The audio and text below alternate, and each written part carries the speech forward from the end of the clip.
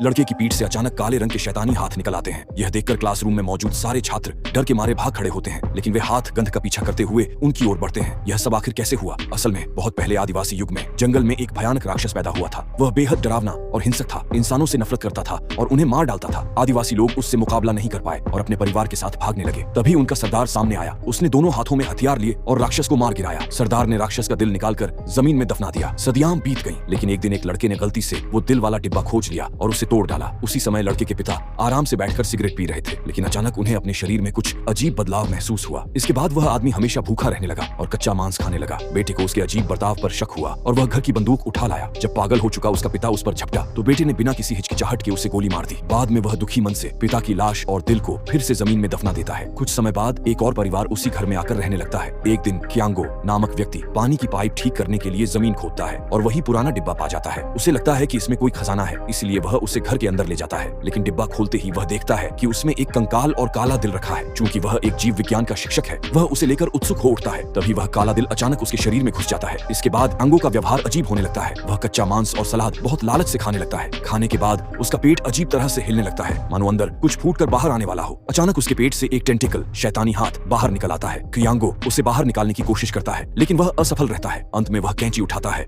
और बिना सोचे समझे उस टेंटिकल को दो टुकड़ों में काट डालता है।